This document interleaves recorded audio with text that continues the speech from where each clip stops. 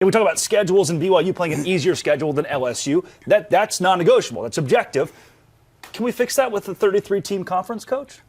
Well, that's what we were talking about earlier. My whole thing Good was segue, huh? Hey, Come on now. no, when you get into in the top 13 teams, and I was looking, it's Miami and Texas Tech of the top 15. That's the only thing that's not a Big Ten or you're not an SEC team. Yeah. And so I think one of the things we were laughing and joking about was, well, you got 16 and one, you got 17 and other. We'll just do the Big 33. I mean, we'll come back with the Big 33. Then we'll have a bigger TV right, and we'll go about our business. Look at all those logos. Oh my gosh.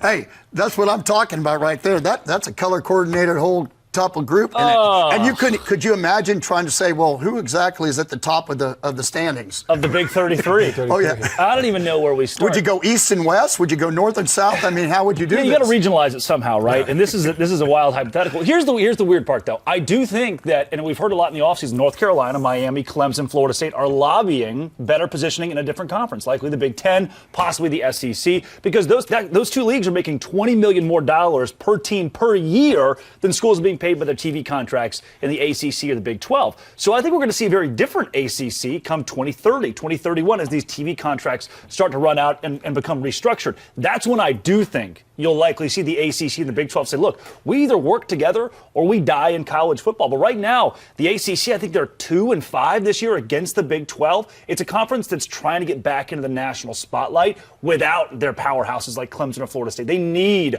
Louisville to be really good. They need SMU to be really solid, and they've ebbed and flowed. The 12-team college football playoffs. This is our topic of the week this week. We talk about the 12-team format and kind of how you build your schedule with large spreads and teams you can beat. So we heard from Kalani Sitake, the head coach at BYU this offseason. He said at Big 12 Media Days that every team in the Big 12 should play 3 games out of conference against teams from the ACC, the Big 10, and the SEC. Here's my question, though, Jesse.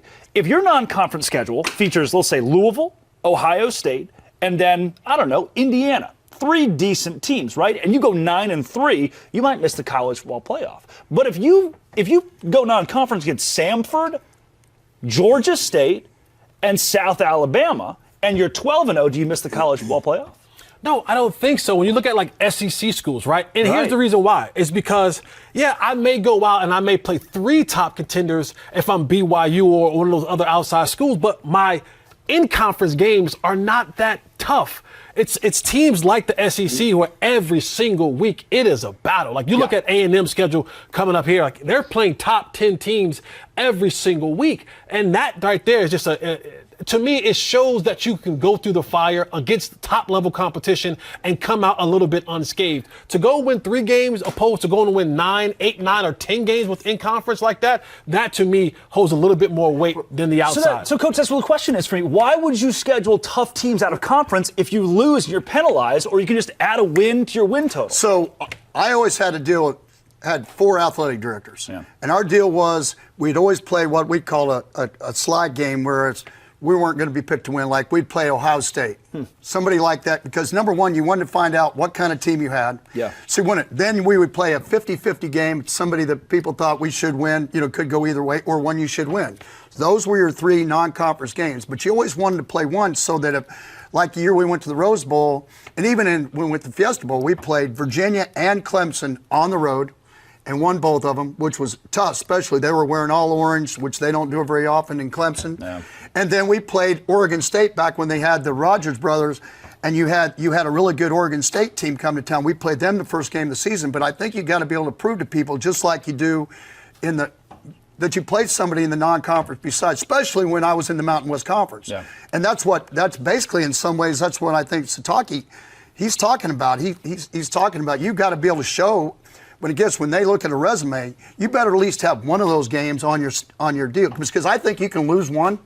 You go 11-1, okay? You lose like we would always play. We played Oklahoma as our stretch game. Always. In 2005 we beat them. In 2008 we didn't beat them, but we still went 11-2. We started setting the stage because then you go 11-2 the next year, and 9. You go 11-2, 12-1, 13-0, and then we go to the Rose Bowl. We went 36-3. So you played somebody like that every year. Yeah. I think you have to play a stretch game to be able to prove to people that this is the kind of football team that we have. And also, when you add to that, you don't want to have these teams enter in the college football playoffs and get dog walked. Like, that's just not good for TV. So if these teams are winning these games, in conference, they're 9 games that they won in conference, and they kind of played, the out-of-conference games so-so. Now when you get in the college football playoffs, where, Coach, you understand this, I have time now, fully a month to prepare for this football team, and then you get the showing, and it's a blowout. It's not good for TV. It's not good for the big money people that are paying the sponsorships, and then it's not good for college football to watch those type of games. Well, then you look at Indiana, where I would have just handled it different, the way it looked, where he dropped somebody off the schedule. Can you imagine, though, the team he was, and I can't remember who it was he dropped off, right? But if he plays that game, is he ranked higher now? Right. Because he played somebody in non-conference schedule before he got to the Big Ten? It's a great question about Kurt Cignetti, who's also brought this up. But Cignetti's point is, look, I'd rather be 12-0, and I had 3 cakewalks, than be 9-3, and I played 3 different LSUs. And until the committee says strength of schedule is a metric we'll go with, to put a 9-3 team in who played 3 LSUs versus a 12-0 team who played 3 Samfords, that's a lot different. They're going to have to make that distinction to be able to move forward.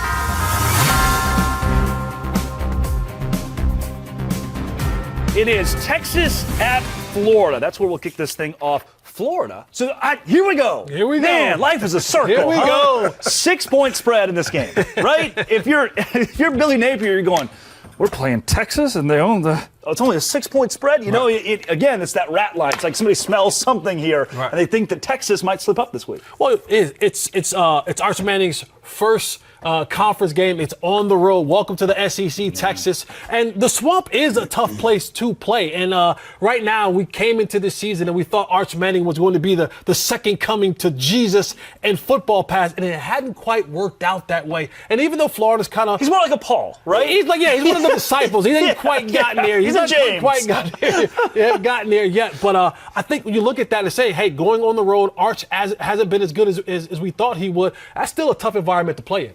Well, yeah, I think this is one that they wish they would have flipped the games where it was going to be in Austin. That's, as you said, a get better game. Yeah. I think they would feel a lot better if they had their own 100,000 people screaming for them and doing it. And, to be honest with you, quarterback for Florida, he throws 5 picks. Lagway, Yeah. And so you need to understand, they haven't played their best football. They got well last year with a big win, I think, LSU. Mm-hmm. And I think you're looking at a situation where you got a Texas team coming to town, plays great defense, trying to find themselves really a little bit on offense with a young quarterback. And Florida's looking at, and from sitting in the locker room, and I think you'd know this, I think you would agree, Jesse, no matter what the coach says, they know, they watch TV, they watch the film, they know you can say all you want to your team about trying to talk them into, well, they're not very this or they're not that. But at the end of the day, the kids know. You can't fool a 6-year-old. You're not going to fool a 22-year-old. And so they know. And this, in some ways, the 6-point, all of that kind of gives, I think, Florida a little bit of confidence because you haven't played your best football. You're athletic enough on defense to go get after them. And so I think this is going to be an interesting one. Vegas believes in Florida. I mean, if I'm a 22-year-old cornerback, I'm like, Vegas believes in us. Desperate team right there in Florida. So, Vegas might look at that and go, they may just throw everything at this Texas football team. They need it. Iowa State at Cincinnati. I don't think either of these teams are desperate right now. I think they both have looked really efficient, namely Iowa State. But they are underdogs on the road. Jeff Carr of Locked On Bearcats. Will Cincinnati get it done? The Cincinnati Bearcats are going to beat the Iowa State Cyclones this Saturday because of their offensive line and because of Brendan Sorsby drives. And he orchestrated the most clutch drive of the game with 1:45 left in regulation. He was able to lead the team down the field and get the go-ahead touchdown. And I love this offensive line. They've allowed 1 sack all year long, and they just look really strong and provide the balance that Scott Satterfield wants to run on offense. Whether they're passing or running the ball, this offensive line is lethal. That's why I think the Bearcats get the win over Iowa State at home at Nippert Stadium. It's sold out. It's going to be striped red and black. Bearcats, go and get that win.